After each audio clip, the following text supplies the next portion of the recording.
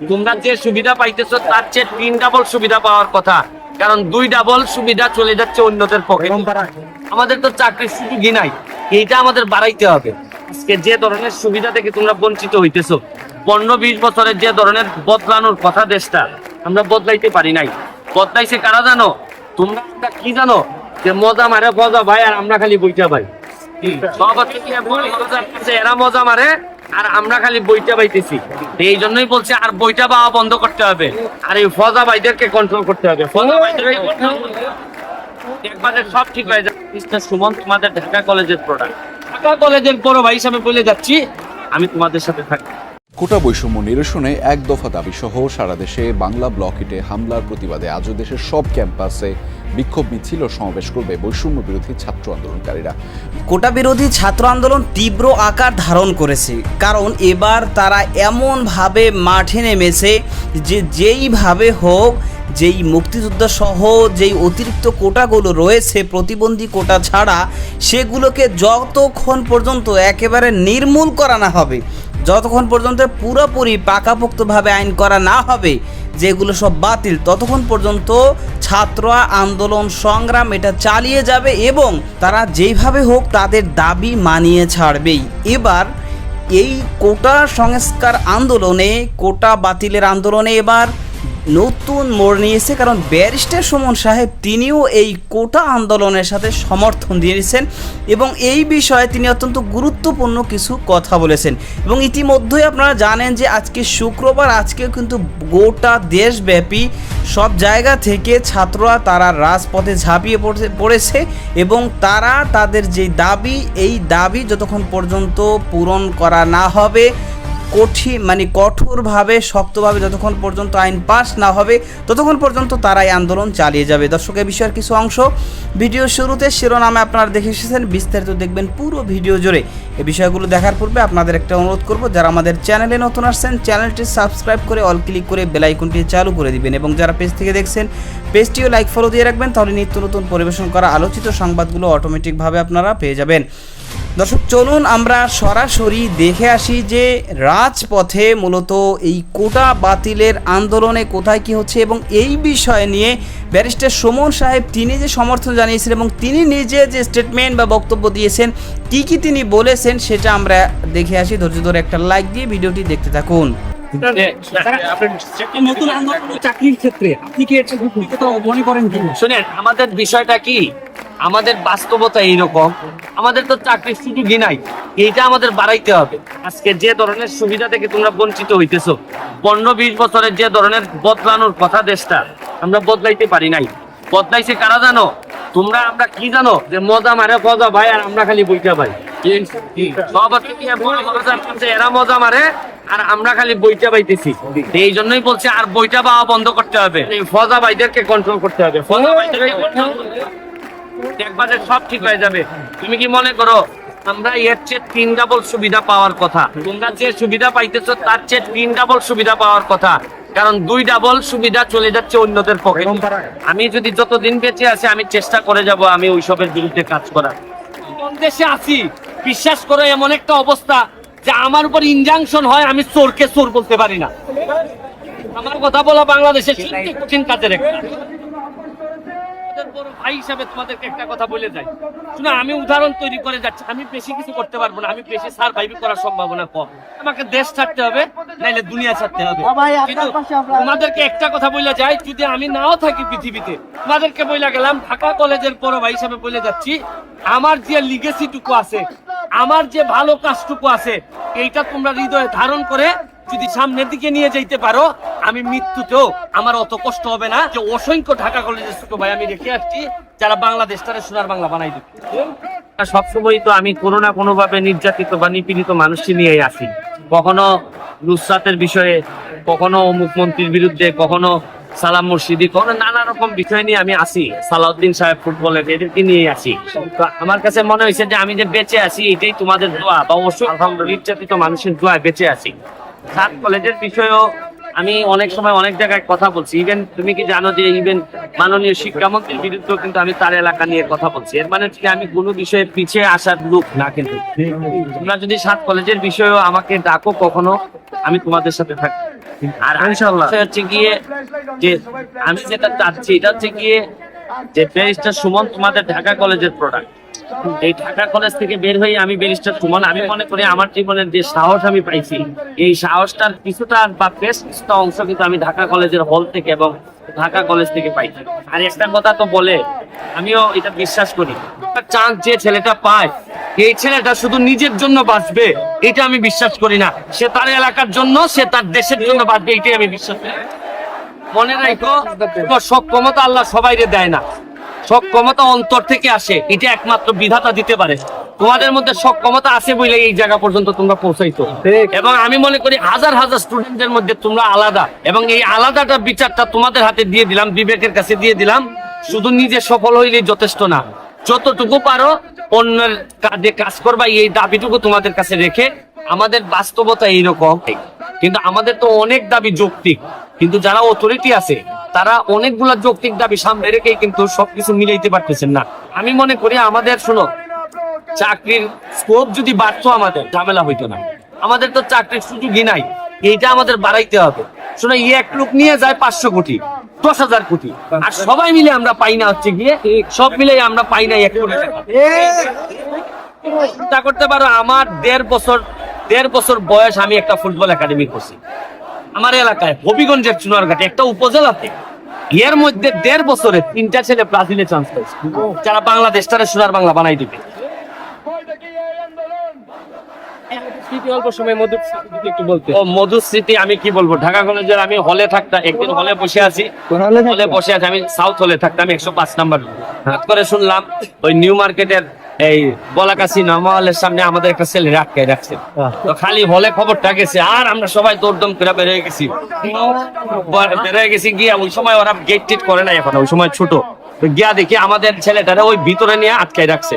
তখন আমরা দৌড়াইয়া গিয়া যখন অ্যাটাক করলাম সবাই রে যে আমাদের ছেলে কই, তখন আমার মেইন স্মৃতিটা যেটা এটা থেকে আমরা যখন অ্যাটাক করছি যে আমাদের ছেলে কই, তখন ওই ওদের আনসার বাহিনী আছে, আনসার বাহিনী করছে কি এরকম ভাবে একটা বন্দুক তাক করছে ওই আমাদের সামনে।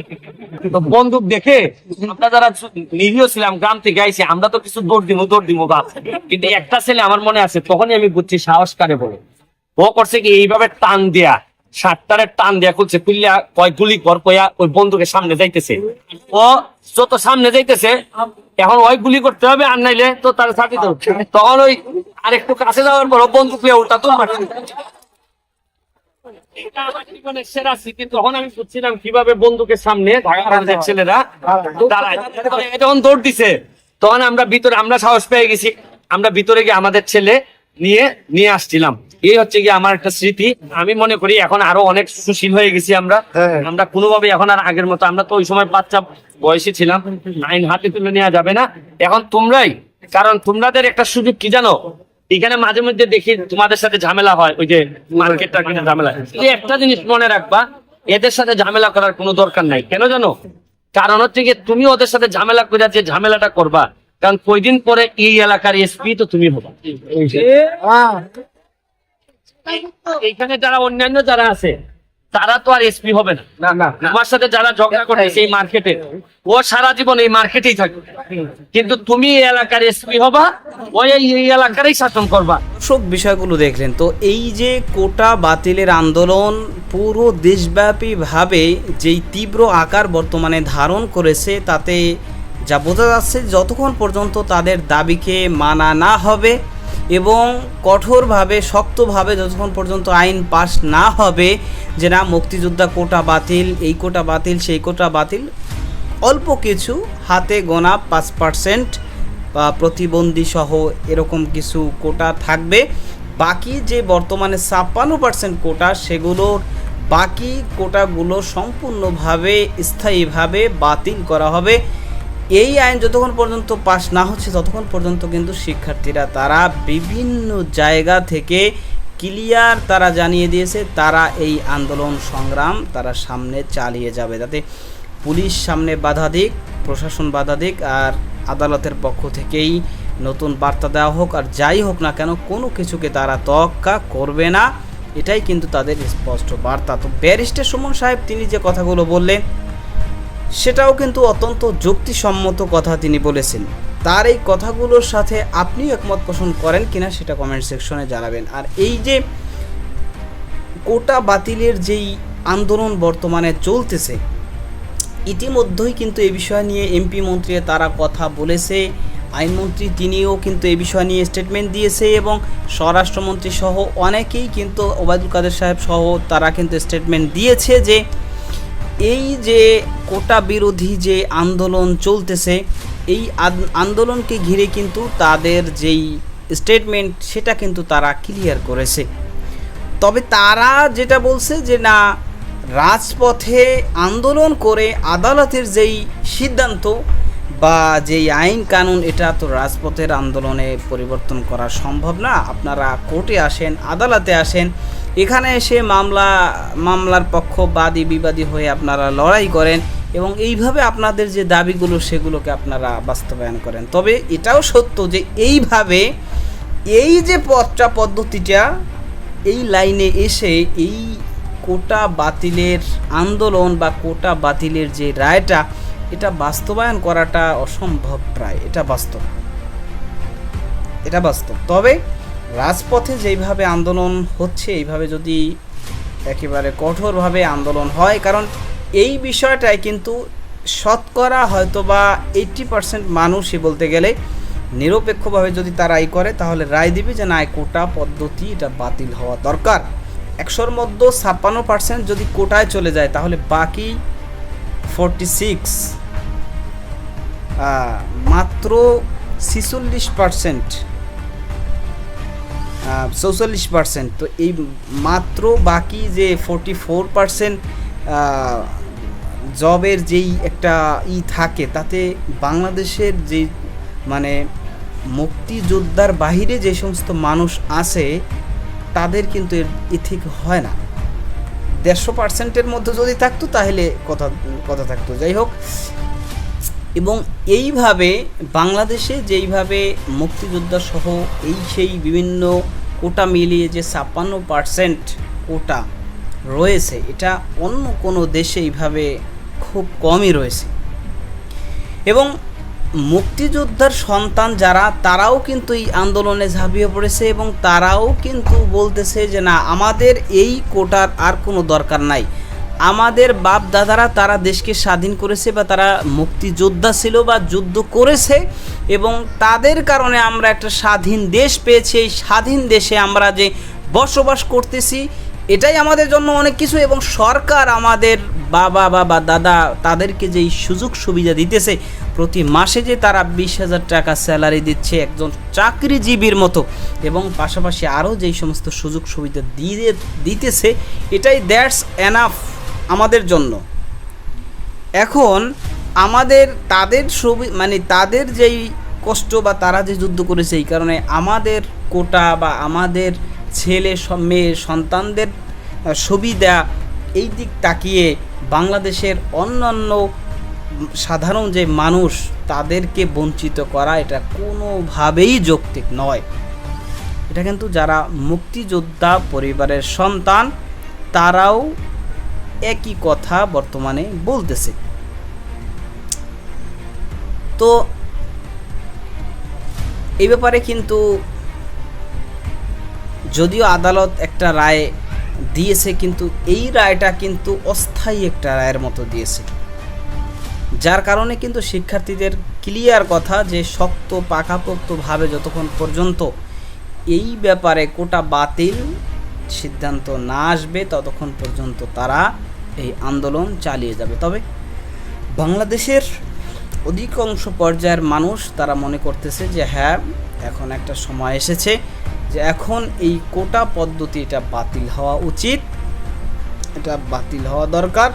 তাহলে সাধারণ যেই সমস্ত মানুষ তারা যেইভাবে বঞ্চিত হচ্ছে, অর্থাৎ মুক্তিযোদ্ধার বাইরে, মুক্তিযোদ্ধা পরিবারের বাইরে বাংলাদেশে বর্তমানে কতজন মুক্তিযোদ্ধার পরিবার আছে?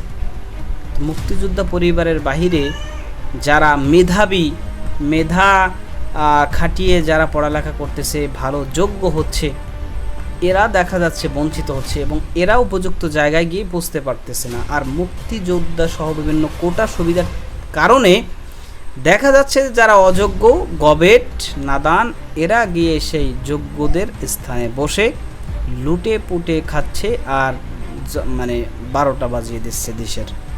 তো যাই হোক দর্শক, এই বিষয়গুলো দেখলেন, সম্পর্কে আপনাদের মতামত কি সেটা কমেন্ট সেকশনে জানাবেন।